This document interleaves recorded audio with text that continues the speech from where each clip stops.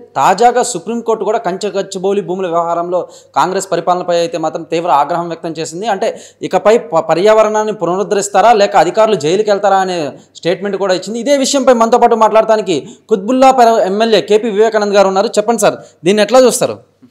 ఇది క్లియర్గా ఒక సుప్రీంకోర్టు వ్యాఖ్యలు ఈ యొక్క కాంగ్రెస్ ప్రభుత్వానికి ముఖ్యమంత్రి రేవంత్ రెడ్డి గారికి చెంపపెట్ట లాంటిది. మరొకసారి ముట్టికాయలు పడ్డాయి.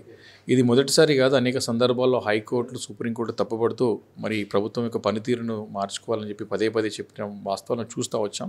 అందులో భాగంగా ఇది కూడా మేము కూడా బీఆర్ఎస్ పార్టీ తరఫున మొదటి నుండి చెప్తా ఉన్నాం. లిఖితపూర్వకంగా కూడా మేము ఇవ్వడం జరిగింది. కాబట్టి దీన్ని చాలా క్లారిటీగా స్పష్టంగా అర్థం చేసుకోవాల్సిన అవసరం ఏంటంటే ముఖ్యమంత్రి గారు ఒక అనాలోచిత విధానం, వారు ఒక అనుభవరాహిత్యంతో ఈరోజు అధికారులు ఇబ్బంది పడే పరిస్థితి ఏర్పడేది రాష్ట్రంలో. కాబట్టి ఈరోజు సుప్రీంకోర్టు చాలా స్పష్టంగా జైలుకి పంపిస్తాం అధికారులని, ఇమీడియట్గా ఈ రెస్టోరేషన్ ఆఫ్ ఫారెస్ట్ తీసుకోకపోతే, అంటే ఒక అటవీ ప్రాంతం యొక్క పునరుద్ధరణ కార్యక్రమం చేపట్టకపోతే మేము జైలు పంపిస్తామని చెప్పడం చూస్తామంటే ముఖ్యమంత్రి గారి యొక్క నిర్ణయం ఈరోజు అధికారులకు శాపంగా మారింది ఈరోజు.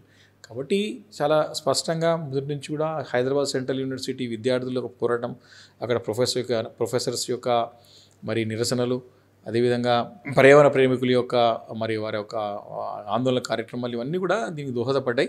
మొదటి నుంచి కూడా మేము అదే చెప్తా వస్తా ఉన్నాం, అది నిజమైంది.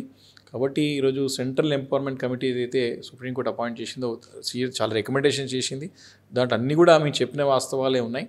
అది డీమ్డ్ ఫారెస్ట్ అని స్పష్టంగా అర్థమవుతుంది. అది ఈరోజు వైల్డ్ లైఫ్ ప్రొటెక్షన్ యాక్ట్ ప్రకారంగా అన్నీ కూడా రెస్టోర్ చేయాల్సిందే అని చెప్పడం జరిగింది. మేము కూడా ఇంకో డిమాండ్ చేస్తూ ఉన్నాం, ఖచ్చితంగా వైల్డ్ లైఫ్ ప్రొటెక్షన్ యాక్ట్ ప్రకారం 1972 ప్రకారం ఖచ్చితంగా ముఖ్యమంత్రి రేవంత్ రెడ్డి గారి కేసు ఖచ్చితంగా నమోదు చేయాల్సిన అవసరం ఉంది. ఈరోజు ఒక వన్యప్రాణి ఏదైతే జింకని చంపినందుకే జైలు పంపించి సల్మాన్ ఖాన్ అంటే నా నటుడిని అప్పుడు హీరోని జైలు పంపించడం జరిగింది.